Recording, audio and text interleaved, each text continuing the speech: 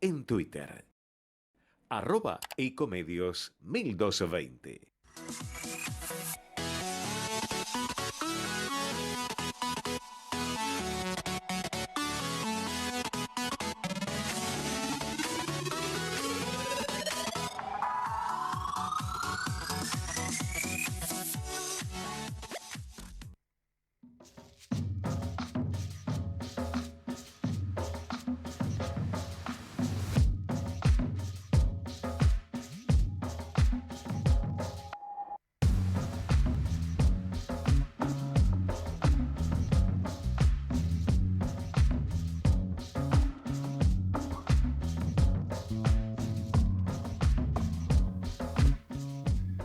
Buenas tardes, bienvenidos a una nueva emisión de... Bueno, esto es televisión, ¿verdad? Estamos al aire y lo estoy viendo a Jorge y me sonaba el teléfono y era él mismo, así que bienvenidos, como decía, a una nueva emisión de Entre Ustedes y Nosotros, un programa, como siempre digo, que lleva ya casi un cuarto de siglo, con la conducción de este prestigioso abogado, exdiputado nacional. Y bueno, si me voy a poner a decir todo su currículum, no nos alcanza la hora. Así que los saludo, Jorge, buen día, buenas tardes. En algunos países se dice buen día todo el tiempo. Así que, hola. Está bien, para evitar, esto también se hace para evitar los cambios de horario. Muy buenas tardes a todos, una nueva edición, como ha dicho bien vos, Horacio, entre ustedes y nosotros. Es bueno recordar de que hace bastante tiempo que estamos con este programa, 25 años aproximadamente, y que siempre hemos contado, afortunadamente, con inestimable colaboración tuya. No es que nos estemos tirando mutuamente flores, sino que me parece que eso es lo que realmente corresponde como un reconocimiento más que nada a tu tarea.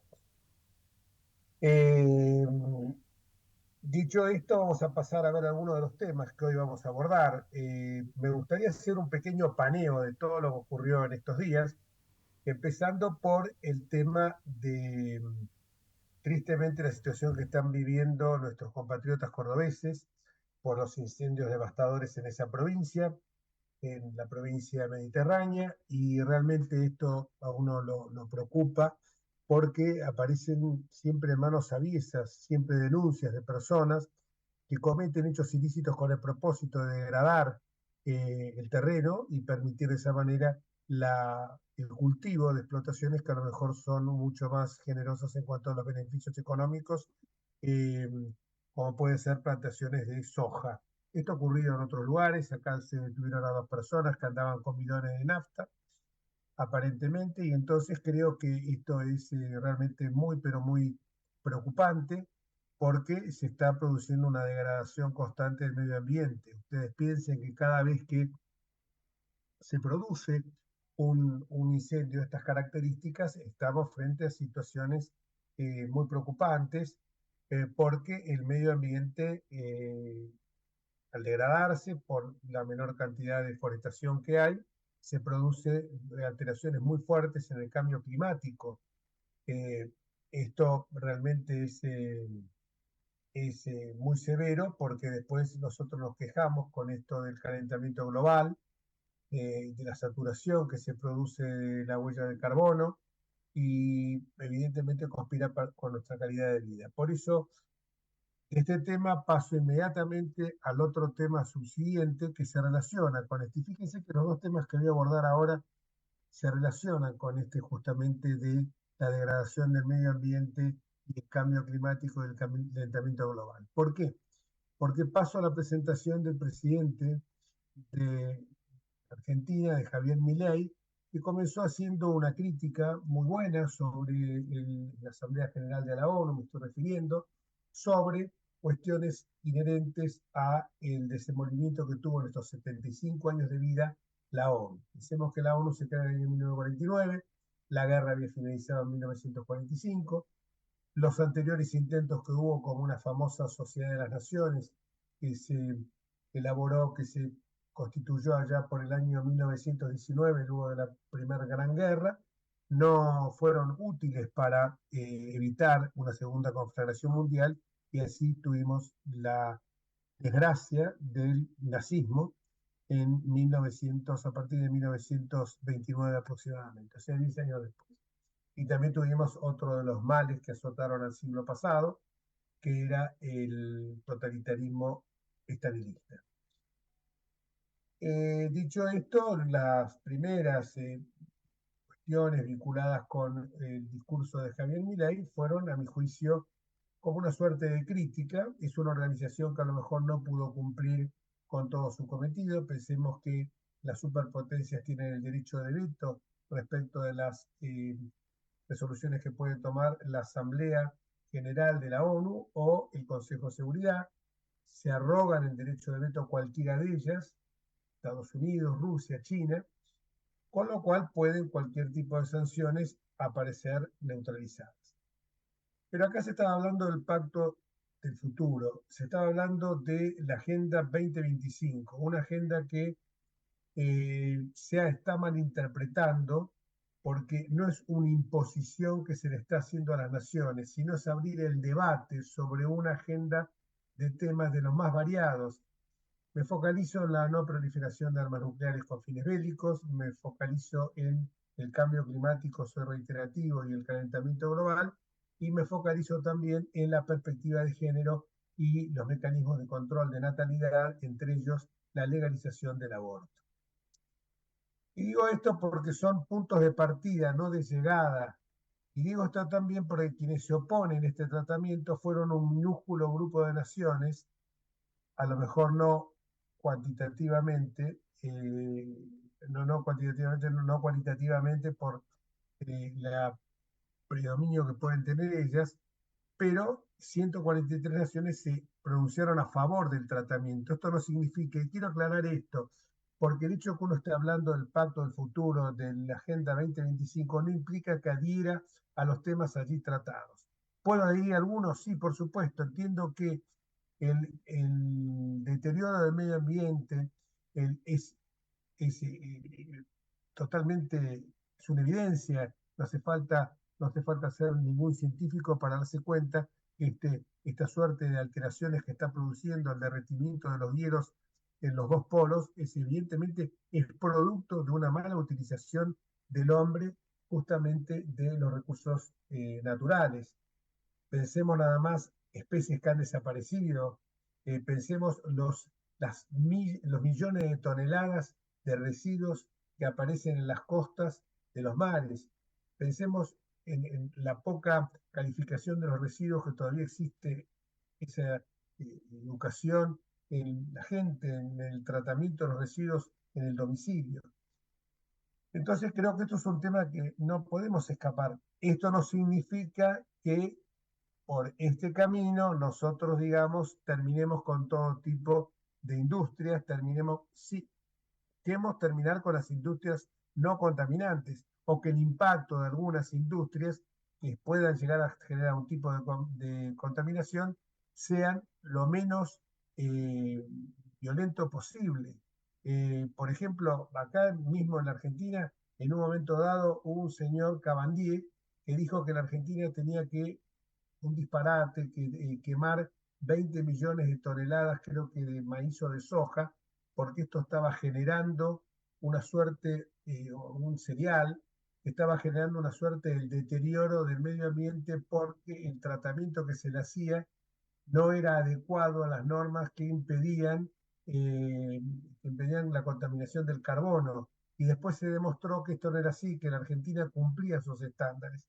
Entonces hay que buscar un equilibrio entre el desarrollo sustentable de las industrias y de toda explotación minera, agrícola, ganadera, geológica, la que fuera, con la preservación del medio ambiente, el desarrollo que sea sustentable. Esto significa que no deteriore el medio ambiente.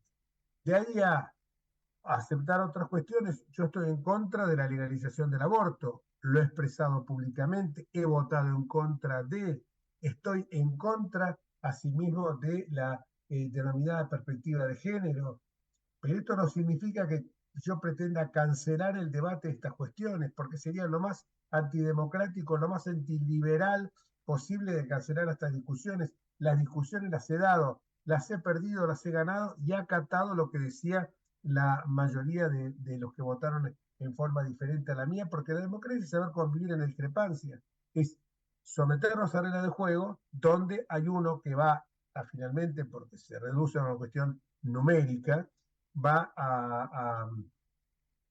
porque somos todos iguales ante la ley, va a obtener una mayoría y otro que tendrá que acatar la decisión de esa mayoría. Esto no significa autoritarismo ni nada. Lo que sí es antiliberal, cancelar cualquier tipo de debate.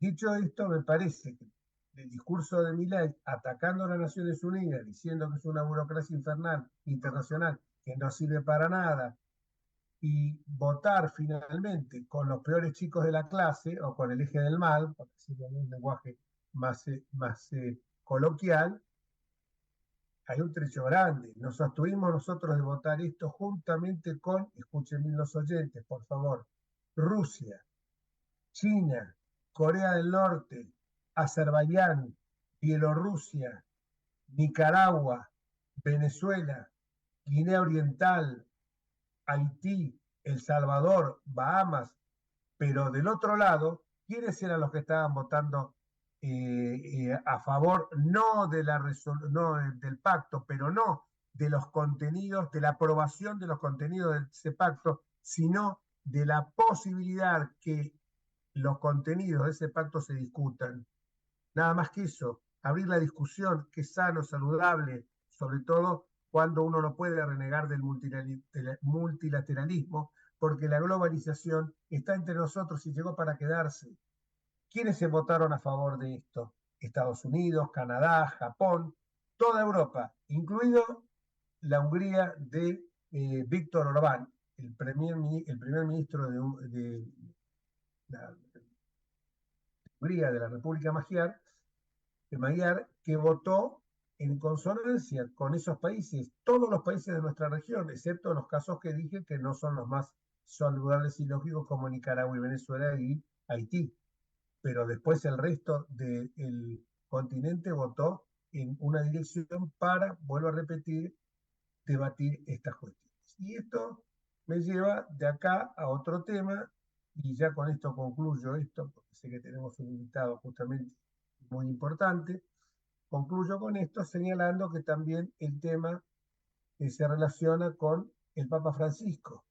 Yo tengo una gran amistad con él, muchos lo saben, y la verdad que sinceramente me dolió un poco las declaraciones del otro día, porque es no tener un conocimiento acabado de lo que es la Argentina, es dejarse llevar por un niño bien pretencioso y engrupido, como diría el tango, que se llama Juan Grabois. Juan Grabois es un abogado, nene de papá y mamá, que jamás se le ha conocido un trabajo. Eh, Hijo de un dirigente peronista, abogado también él, llamado Pajarito Grabois. Es una persona que incluso nosotros hemos visto en algún momento con un estado de ebriedad llamativo, como cuando estaba usurpando unas tierras que eran de un magnate americano a orillas del lago Mascardi, en esa zona, y entonces eh, me parece que se ha dejado llevar por lo que señalaba este joven, y ha dicho algunas cuestiones que no son justamente, no se adecuan a la realidad, a lo que pasa en nuestros países, de conocer la realidad. Hay que pensar que los protocolos que se aplicaron son dentro del marco del Estado de Derecho y son los protocolos que aplica cualquier eh, república que, que pretenda ser realmente una sociedad en la cual se acaten las normas. Me parece que eso es, no sé si ya tenemos a nuestro amigo Julio Bárbaro. No quería interrumpir No. tu rico editorial, pero Julio Bárbaro ya nos está escuchando, así que podés saludarlo. Bueno, perfecto. Entonces terminamos esta conversación con él, Julio. No, no, de rico editorial no, es simplemente algunas reflexiones que se van acumulando con el paso de los días cuando uno tiene un programa semanal y pasan en esta Argentina vertiginosa muchas cuestiones que hacen que uno no tenga casi espacio para la reflexión. Julio, ¿cómo te va? Buenas tardes. Jorge Enríquez, es un placer tenerte, siempre alguien que nos va a iluminar con su palabra y con su pensamiento. Gracias, Jorge, gracias. Es un gusto el mío también. No, la primera pregunta que te iba a hacer es el tema que yo venía hablando recién, algunas cuestiones que pasaron estos días, como por ejemplo el discurso de ayer del presidente de Naciones Unidas, a ver qué te había parecido. Me dolió porque me parece que la política exterior de una sociedad es demasiado profunda y tiene un desarrollo histórico. Tuvimos un premio Nobel de la Paz como Saavedra Lama, tuvimos una historia muy densa para cambiarla de esa manera y sin que las palabras de él expresen a la sociedad. Yo creo que él tuvo un 56% de votos, pero ese pensamiento no estaba incluido en la idea de los votantes, ¿no? Exactamente, sobre todo cuando cuando se está agrediendo un organismo internacional, que puede ser, algunos amigos míos me dicen, pero ¿de qué sirve las Naciones Unidas si la guerra eh, sorda, como fue la Guerra Fría y no tan sorda, y como pasaron después otros hechos, no los pudo prevenir, en estos 75 años no pudo evitar una guerra en Vietnam, no pudo evitar eh, una guerra en Corea?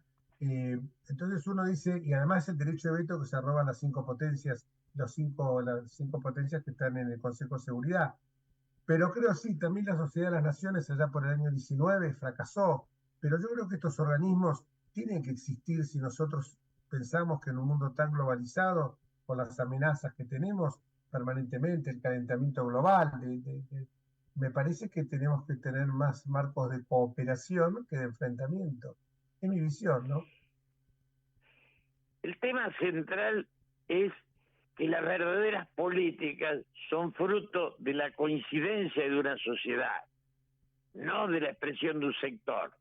Y esto también soportamos bastante de los kirchneristas, cuando nos llevaban a un diálogo con Venezuela o con Cuba, que no era el que representaba a la totalidad de los argentinos. Entonces, la política argentina, nuestra política será sólida cuando sea fruto de una coincidencia mayoritaria entre las distintas fuerzas. Y eso hoy no se da. Por eso yo insisto tanto en aquel encuentro o abrazo Perón-Balbín, pero también porque se integraban Frondizi, los conservadores, digamos, la posibilidad de ser como es Brasil, que Itamaraty está por encima de Bolsonaro y de Lula. Ambos pelean otras cosas, pero esa política exterior no la cuestionan, ¿no? No, totalmente de acuerdo. Y eso fíjate que después tiene una réplica en el plano interno. Exactamente, tiene una réplica. Pero además, la pregunta que vos y yo nos haríamos es, ¿le sirve a la Argentina como sociedad la posición personal de Milei? Y diríamos no. No, coincido. Ese voto que comparte con Rusia, Irán, Nicaragua, eso es una cosa realmente inadmisible, ¿no? Totalmente de acuerdo, pero vos dijiste bien, el abrazo a Perón Balbín, con la suma de los sectores conservadores, los sectores que respondían a Frondizi, eh, el MID, el Partido Intransigente. Yo creo que eso es lo que la Argentina tiene que recrear. La grita ha sido muy vigorosa en estos últimos años y yo creo que la grita fue un negocio para las distintas facciones que se enfrentaban políticamente y hoy también es un negocio para Milei porque cada vez que aparece Cristina es como un pugilista que sube al ring y viene a hacer una suerte de sparring. Y entonces yo digo, vamos a estar los cortes y recortes de la historia. En algún momento hay que parar la pelota. Vos en su momento me acuerdo que había un think tank que nos reuníamos con bastante frecuencia, donde estaban Pinedo, que representaba, digamos, a la fuerza de centro derecha, vos que representabas al peronismo y Rafael Pascual al radicalismo. Y ahí convivían gente de todos los colores políticos en esas famosas comidas. Y había una coincidencia, te diría casi unánime, no se puede volver a eso. ¿Cómo podríamos explorar ese camino? ¿Qué ideas podés tener vos sobre eso? Es una actitud. Vos sabés que cuando Menem me nombró secretario de Cultura, fui a ofrecerle a Bioy Casares la dirección de la Biblioteca Nacional. Él no la aceptó, pero le pareció tan importante el gesto que lagrimeó, y cuando asumió Néstor, invité a Tulio Alperindón y Beatriz Arlo a un diálogo. Digo, uno siempre sueña con el encuentro con los que piensan distinto, porque la política en serio es lograr el respeto de los que no piensan como uno. Eso es trascender. Lo otro es ser parte de una secta, ¿no? Claro, porque evidentemente, aparte, cuando uno ve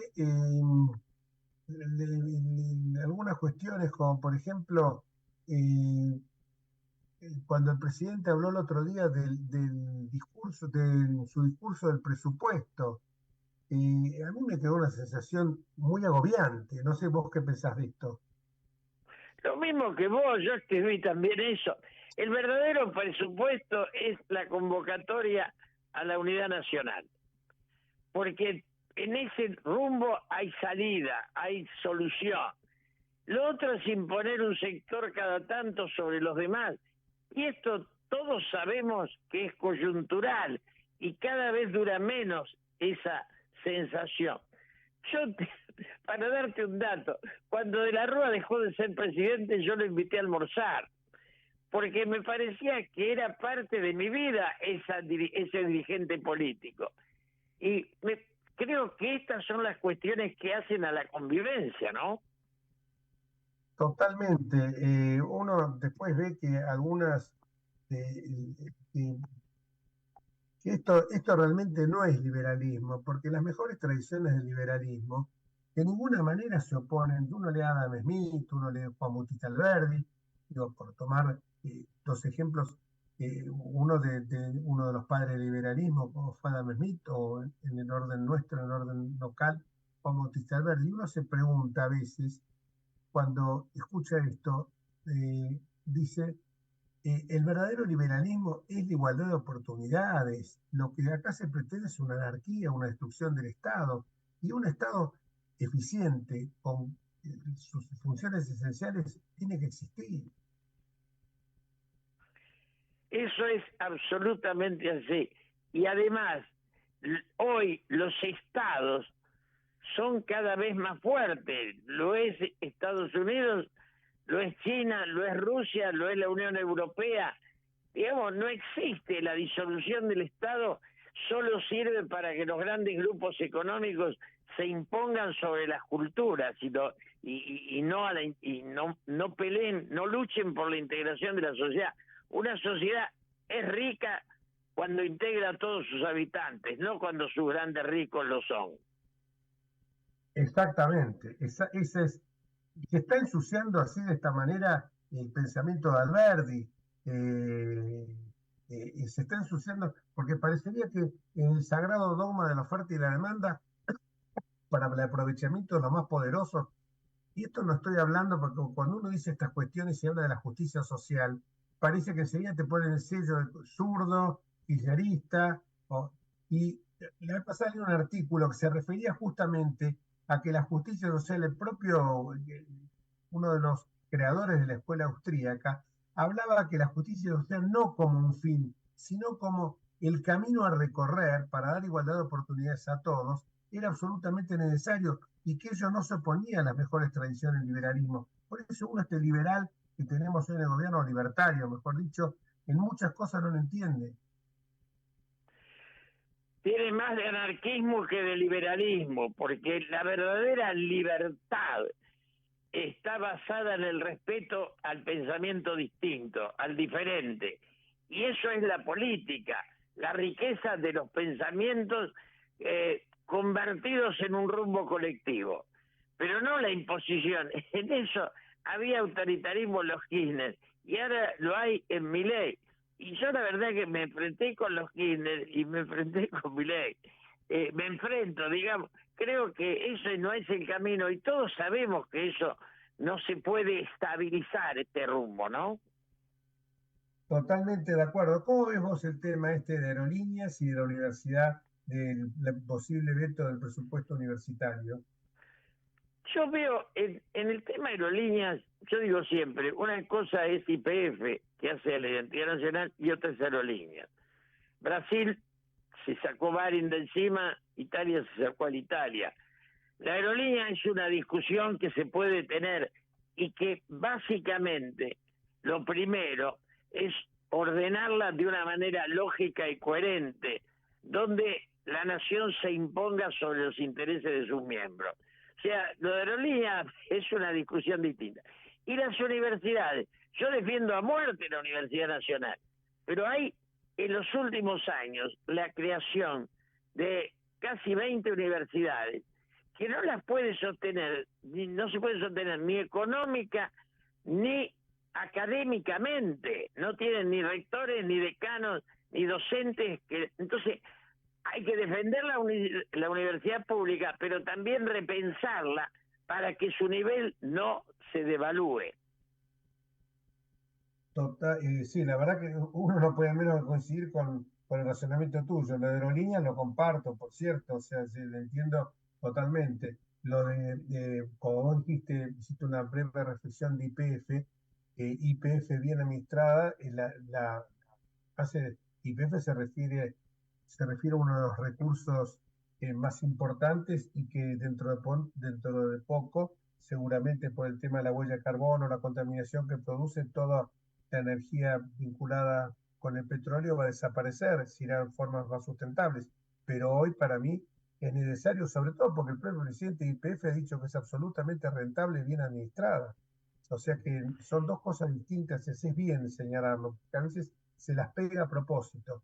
Y las universidades públicas, bueno, una vez me acuerdo que hablando con Espota, él dijo que si uno con un compás imaginario ponía eje en el obelisco, había cerca de 22, de 18 en ese momento, 17, fábricas de abogados y que realmente, primero, el sistema no lo podía sostener y segundo, que en muchos casos eran una manera de enseñanza y de evaluación absolutamente reñida con lo lógico, lo racional. Se contestaban las preguntas como con múltiple choice, como si fuera una lotería eso. Por eso te digo, es un tema delicado, pero creo que la universidad pública tiene que existir. No sé, a lo mejor en Europa es muy común algunas formas de que los chicos paguen una matrícula, por supuesto con excepciones para sectores vulnerables, para familias numerosas, etcétera. Creo que ese es el camino, ¿no? No sé si vos, el tema universitario, también estamos en sintonía. En ambos casos, la racionalidad se tiene que imponer al dogmatismo. El principio es, las universidades nacionales tienen que seguir siendo gratuitas, pero tienen que luchar por su mayor nivel académico. Las dos cosas van juntas. Yo era dirigente estudiantil cuando le ganamos la uva a el reformismo y salía Riccieri y Frondizi y nosotros poníamos a don Julio Olivera. Era un nivel intelectual los rectores que eran un lujo de Argentina, tanto Riccieri como Olivera. Todas esas cosas, esas imágenes, no se pueden perder y terminar en el avance de esta multiplicación de personajes que carecen de profundidad, de prestigio, ¿no? Igual la Universidad de Buenos Aires, dentro de todo, se mantiene entre las 100 universidades más No, prestigiosas yo del eso mundo. no lo discuto. La UBA es indiscutible. Lo que estoy diciendo es que muchas de las creaciones de nuevas universidades no sé si eran sostenibles. No, en muchos casos se creaban para satisfacción clientelar del intendente del municipio respectivo, no hay duda de eso, no eran sostenibles.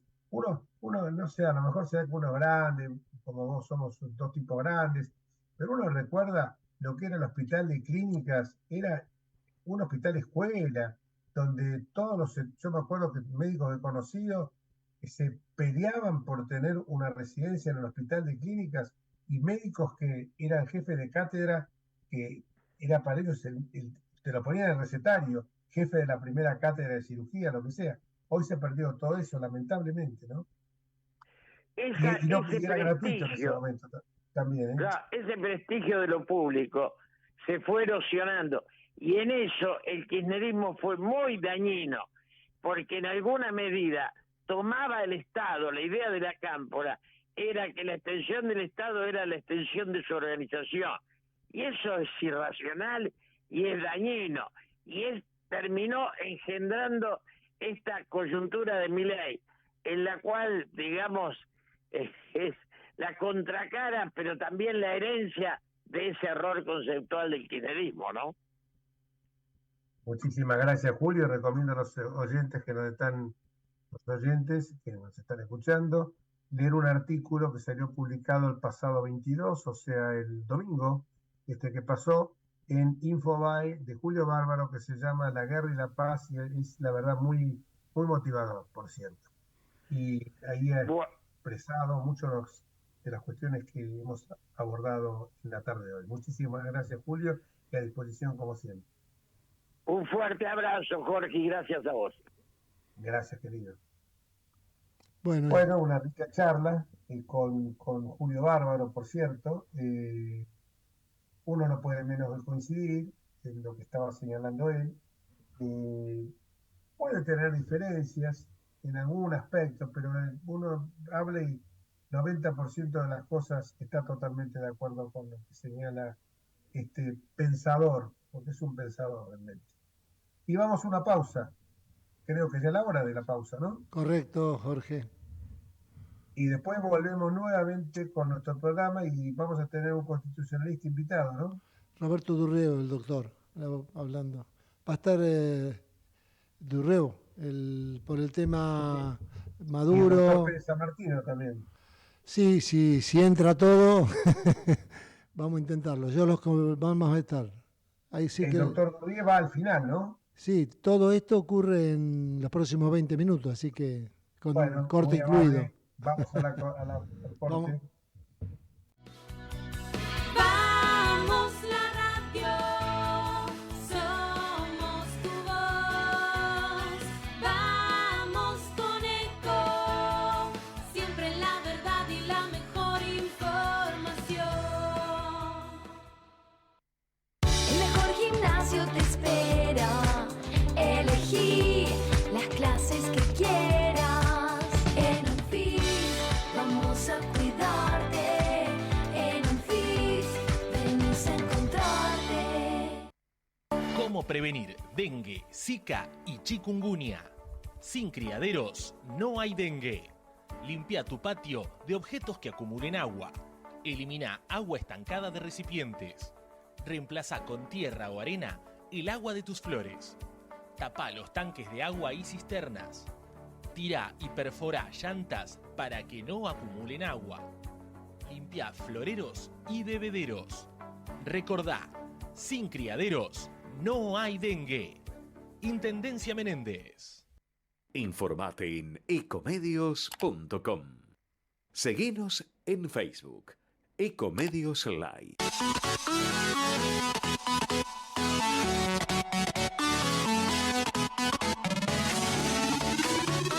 Escribanos en tu ciudad. Nuestro consejo es prevenir problemas. Colegio de Escribanos de la Ciudad de Buenos Aires. Consejo Federal del Notariado Argentino. El Colegio Profesional Inmobiliario auspicia este programa. Colegio Profesional Inmobiliario, cada vez más profesionales. ¿Conocéis los planes de salud de Andar, la obra social de los viajantes vendedores? Planes para empleados en relación de dependencia, monotributistas y particulares. Solicita un asesor comercial al 0810-345-0184.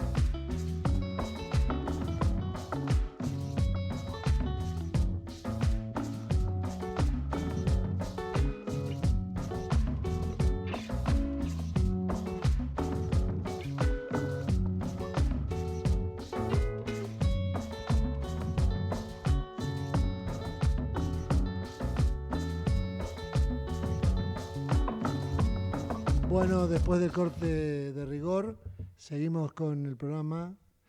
Ya está conectado Osvaldo Pérez San Martino, el doctor Osvaldo Pérez San Martino, constitucionalista, Jorge, y coequiper tuyo una buena cantidad de años también, así que podés saludarlo. Lo sigue siendo. Y quería, antes Hola Osvaldo, ¿cómo te va? Hola Jorge, hola Horacio, ¿cómo están? ¿Qué tal, Osvaldo? Bien, no quise ser, porque tengo puedo tener alguna diferencia con Julio Bárbaro en cuanto a, y cuando empecé todo este editorial, en cuanto al tema de Roca, que lo vi ahí en su nota de Infobae, que bueno, eso también se relaciona con lo que hablábamos antes, ¿no? De tratar de buscar los puntos de coincidencia y no de disidencia. Cuando yo empecé este editorial de hoy, que fue bastante extenso, por cierto, estábamos hablando del tema vinculado con los incendios de Córdoba, la mano aviesa a lo mejor de alguien que quiso, con propósitos de beneficio económico, quemar esos lugares, deforestarlos para plantar a lo mejor algún tipo de cultivo más generoso en cuanto a su rendimiento.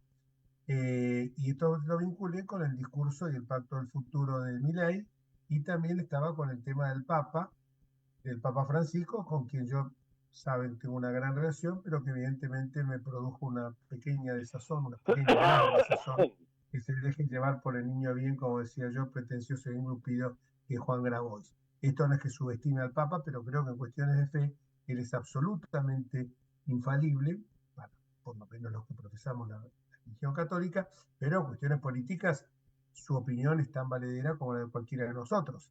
Y que la mala información que tuvo con el tema tanto del tratamiento que se hacía a el derecho a manifestarse, que no se conculcó, sino que se ordenaba, con armas que evidentemente no son letales, como pueden ser el gas pimienta, como pueden ser las pistolas Taser. Esto es la manera de poder controlar y que una situación no se desborde al extremo tal de que se puedan producir atentados que terminen con la vida de personas o provocando, como pasó en el 2001, incendio en instituciones vinculadas con el funcionamiento del Estado de Derecho. Entonces esto me dio bastante tristeza por ese tema, y por el otro tema, que eso de que gastó más en gas pimienta que en justicia social, y dijo, tómenlo en cuenta. Esas cuestiones me parece que son peligrosas, cuanto menos, porque uno lo que tiene que tratar en una sociedad como esta, siempre tan erizada, siempre tan epidérmica, tan sensible a cualquier tipo de manifestación, en uno u otro sentido, puede generar situaciones de violencia. Y por último también estaba el otro tema, el tema vinculado con lo que se habló de Roca, y lo que se habló también de justificando la toma de tierras de la familia Echeverría en Entre Ríos a manos de Grabois, y también en el sur con Lewis, el magnate americano, que se paseaba en un estado de ebriedad y alentaba Grabois la toma de esas tierras. Y el papá lo justificaba, justificar un delito. Y además de eso, después hizo referencia a Roca, a mi juicio totalmente desafortunado, porque evidentemente se olvidó de que Roca fue la consecuencia que los varones de indios robaran ganado para vendérselo a los chilenos, se quisieran quedar con un pedazo de nuestro territorio, que violaban mujeres, secuestraban chicos. Entonces me parece que estas cuestiones hay que verlas con un poco más de atención, e informarse con una información que no sea parcial, que no sea sesgada, sino que sea completa, no matizada. Y esto se vincula con que también uno puede tener estos puntos de disidencia, pero que entiendo, y volviendo al tema del medio ambiente, que siempre Bergoglio, en su encíclica Laudato Si, hasta el presente, siempre ha sido alguien que se manifestó a favor del desarrollo sustentable de la economía, sin conculcar, sin por supuesto alterar el equilibrio ecológico que su alteración ha provocado, como todos sabemos, el calentamiento global. Dicho esto, quería conocer tu opinión acerca de estos 3 temas, Osvaldo. Vamos a tener una coincidencia, seguramente alguna no, del discurso papal, del discurso sí. de Milei, y también de el otro tema que veníamos hablando, que era el tema de aerolíneas. Mira todos los temas que te tiro juntos. Y el presupuesto universitario. 4 temitas para que te entretengas. 4 temitas sencillos. Yo no había oído tu editorial, pero de todas formas, bueno, hiciste una síntesis ahora. Quiero decir algo. Hoy sí. hubo un tuit del doctor Pérez San Martino. Los que no lo siguen en tuit es @osanmartino con doble M. Síganlo en Twitter, en un tuit que es muy irónico y que motivó de que un elogio del diario La Nación al profesor y ensayista Osvaldo Pérez San Martino, que nos va a contar de qué se trató el tuit. No, bueno, una pavada. Vos sabés que en Twitter hago bromas, hago ironía. No seas humilde. Mirá, en realidad no se refiere tanto al contenido del discurso de Milei, como me contestan algunos por ahí, sino a esa pretensión de él de ser uno de los grandes líderes del mundo, que me resulta bastante ridícula. Y hay una foto que muestra que en el momento en que él hablaba prácticamente no lo escuchaba nadie. A diferencia, con todas las críticas que tengo que hacerle últimamente, sobre todo de Lula, en que estaba la sala llena. Entonces, bueno, dice una ironía como que los que estaban, los delegados a la ONU se estaban perdiendo la posibilidad de escuchar al mayor líder planetario, quizás por haber ido a hacer copas, algo así. Bueno, y parece que lo recogió, me lo dijiste vos, yo no lo había visto, el diario La Nación. Ahora, yendo a lo que vos me preguntabas, bueno, son varios temas. En cuanto al Papa, bueno, me parece que esas últimas declaraciones fueron desafortunadas en todo sentido, y vos lo dijiste bien, y vos tenés relación con él, y yo no, así que me parece que a ver, todo lo que él trata está mal. En Roca hay que ubicarlo en su tiempo. Además es falso que haya degollado a todos los indios, pero ¿quién puede sostener eso? Y por otro lado se olvida siempre que la primera campaña del desierto fue la de Rosas, que también avanzó para que lo que era la Argentina tuviera un mayor extensión y también pudiera protegerse de los ataques de los indígenas. Era algo propio de la época, y sin embargo a Rosa nunca se lo recuerda. Y Roca hizo eso no como una idea personal. No había nadie en ese momento de la dirigencia argentina que cuestionara esa necesidad. Hoy lo vemos con ojos tal vez del siglo XXI y podemos decir que se podría haber hecho quizá de otra forma. Bueno, hoy son otros cánones, pero en el siglo XIX no estaba puesto en discusión eso, y nadie pone en discusión tampoco la importancia histórica de Roca como consolidador, como alguien que consolidó el Estado Nacional, que terminó con un ciclo de gran inestabilidad, que logró afirmar al gobierno nacional en todo el territorio, que logró que se cumpliera la ley, y que, bueno, consolidó también un ciclo que se llama de la Organización Nacional, que fue de gran progreso, no solo material, sino también educativo, cultural, para la gente. Ahí llega la gran inmigración, etcétera, etcétera. Así que eso no significa que no haya tenido puntos que podemos criticarle, pero esa impugnación genérica es bastante ingenua. No creo que el Papa sea ingenuo, pero más allá de eso, él tiene una concepción, me parece, política y económica que yo no comparto para nada, vinculada a cierto populismo, a cierta idea anticapitalista. Ahora, él puede tener la idea que quiera, pero me parece que siendo Papa, sobre todo, que es además de su liderazgo espiritual, jefe de un Estado, que es el Estado Vaticano, debe ser muy, muy cauteloso en esas expresiones. Se solía decir entre quienes lo defendían que no, como el Papa va a estar ocupándose de la Argentina con todos los problemas que tiene en el mundo. Y esto demuestra lo que a mí siempre me pareció, que se ocupa mucho de la Argentina. La Argentina hacía mucho política y sigue haciéndola desde el Vaticano, y eso es para mí lo más cuestionable. Tendría, digamos, yo creo que es una persona que inteligente y que sigue teniendo plena lucidez, y por lo tanto eso me resulta todavía más reprochable, porque él tiene que saber las consecuencias de sus dichos. Ahora, ¿qué otra cosa me preguntas? Bueno, sobre el discurso. Claro, terminemos con este tema porque te quiero aclarar una cosa. Sí. Que lo comparto totalmente, porque esto que se dice no tiene tiempo de ocuparse en Argentina, no lo dijo para Argentina. En este caso, porque yo al principio te voy a decir, para defenderlo, pensé igual que vos, pensé igual que mucha gente. No, bueno, no se quiso referir a Argentina, pero después ya cuando se habla de Roca, se está refiriendo a Argentina. Cuando se habla del gas pimienta, que le han traído algo que se tiraron, ya se refiere a Argentina. Y por último, hay algo que soslayamos, el caso de la coima, que se está refiriendo a un hecho de coima que parecía ocurrió en Río Turbio. Entonces, y lo que más lastima, ¿sabes qué es?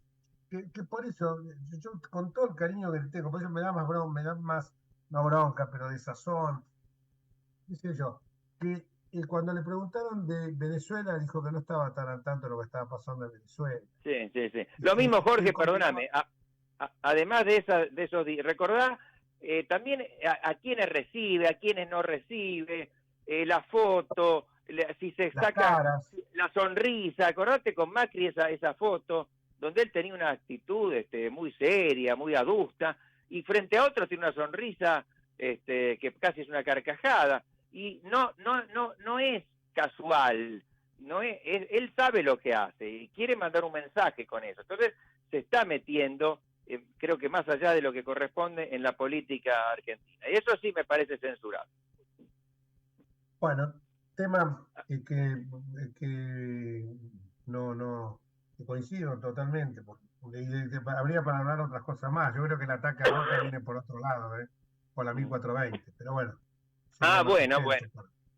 Sí, pero hoy, a ver, yo creo que pasaron tanto, digamos, pasó, oíme, un siglo y medio, ¿viste? De eso.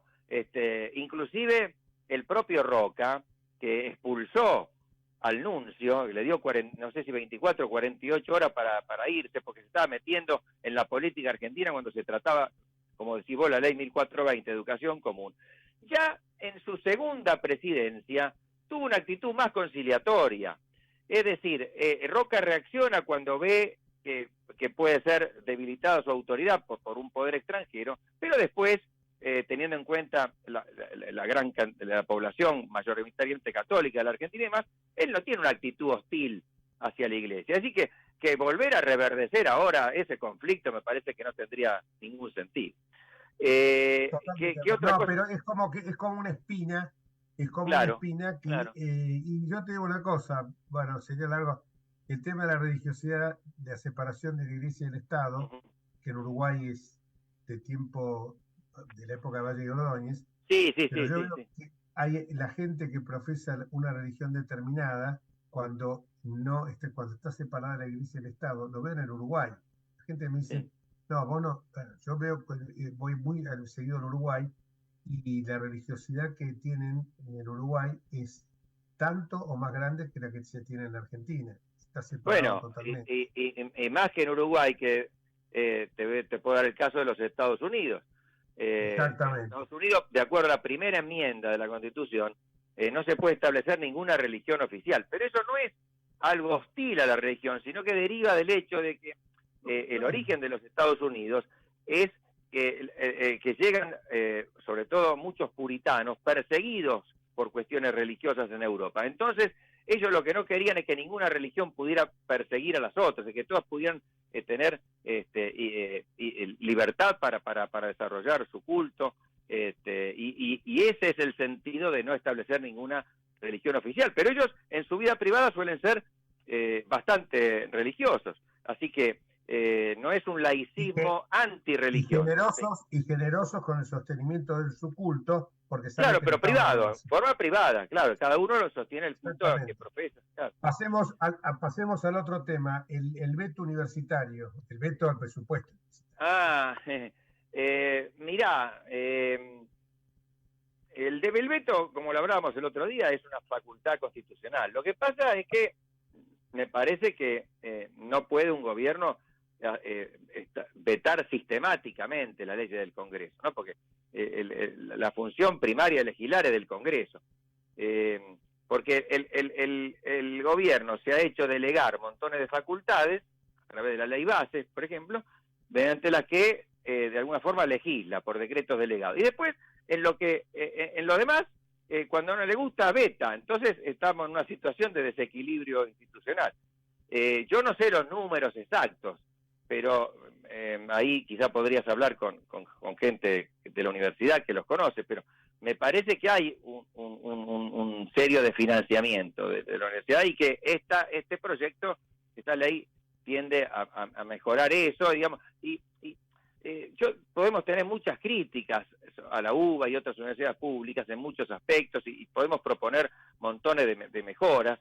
Yo inclusive, te voy a ser sincero, nunca estuve de acuerdo con la gratuidad absoluta. Yo creo que los que tenemos la posibilidad de pagar algo debemos hacerlo, y eso es por razones de equidad social, y el que no tiene, a ese hay que ayudarlo, hay que darle becas y demás. Así que a mí no me van a correr con, con eso. Así, pero en casi todos los países, Jorge, en casi todos los países. Sí. Pero a ver, eso es un tema aparte que hay que debatirlo. Ahora, mientras tanto, no se puede privar arbitrariamente a la universidad de los recursos mínimos que necesita, porque no es solo la parte educativa, hay muchísima gente que se educa ahí, tiene hospitales, en fin, es una institución muy importante que presta servicios esenciales. Entonces, me parece que ahí hay que evitar cualquier actitud prepotente, pero bueno, lógicamente, si el presidente veta, habrá que ver ahora si reúne el Congreso las mayorías de 2/3 de los presidentes de Cámara para insistir, bueno, y si no, tendrá que discutirse eso después cuando se trate el presupuesto. Así que bueno, mucho más no puedo decirte sobre eso. No mucho más, Osvaldo, no estamos pidiendo números, que yo tampoco los tengo, pero sí. Uno de los temas que se cuestiona es la auditoría, que no se ha hecho auditoría. Si hay algo, pues yo siempre digo una cosa: si hay algo que está mal, corrigimos lo que está mal, pero no... Claro. Se cometen delitos, entonces deroguemos el Código Penal, que no exista más el Código Penal. ¿Sabes lo que pasa? Yo lo veo por Twitter, por ejemplo, hay toda una campaña contra la UBA. Entonces resulta que aparece por ejemplo, la facultad que suele ser de ciencias exactas, que dicen disparate, a veces el consejo directivo, o algún profesor que dice tal cosa, y de ese caso particular hacen una regla general. Y yo soy profesor, como vos sabés, hace décadas en la UBA, y invito a que alguien pueda decir que yo adoctriné o que tuve actitud impropia, ¿viste? Y no hablo de mí porque es el ejemplo que conozco, pero hay montones de gente, y la UBA, si algo tiene, es su pluralismo. Es así, vas a encontrar profesores de izquierda y profesores de derecha y de centro, y bueno, es quizás su debilidad y su riqueza al mismo tiempo. Así que me parece... Es su riqueza. Claro. La libertad de cátedra. Porque lo que pasa es que, claro, se crearon universidades públicas alrededor del conurbano bonaerense para satisfacer los intereses proselitistas de los intendentes respectivos. Entonces ahora todos piensan que la universidad pública, la UBA está, no porque yo haya egresado de la UBA y como vos doblemente egresado de la UBA, claro, no por eso yo voy a decir que están las 10 mejores universidades del mundo, 100 mejores universidades del mundo. Entonces, seamos concretos, seamos claros, ¿no? Bueno, Osvaldo, me parece que nos está corriendo la hora, ¿no? Bueno, el tiempo es tirano.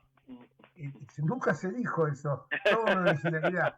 Nos quedó para ver el tema de la privatización de aerolíneas, que eso me parece que es un tema que lo podemos charlar en otra oportunidad. Yo creo que tiene que funcionar adecuadamente, y lo importante es que sea racional en manos privadas y en manos públicas. Lo que pasa es que no podemos hacer bandear las cosas que un día nos gusta, es pública, por intereses sectoriales, al día siguiente la privatizamos, y así como, bueno, y a lo largo de la historia hay que ver los payasos, y lo digo en este tono, que como en el caso del señor Parrilli, que votó primero a favor de la privatización de YPF y después se abrazó a la bandera de la soberanía y votó en contra. Sí, Bueno, es como vos decís. Bueno, Jorge, seguimos en otro un abrazo momento. grande, Osvaldo. Un abrazo. Siempre. Saludos, Horacio, también. Chau, hasta luego. Bueno, y nosotros nos vamos hasta el próximo martes, si Dios quiere. Chau.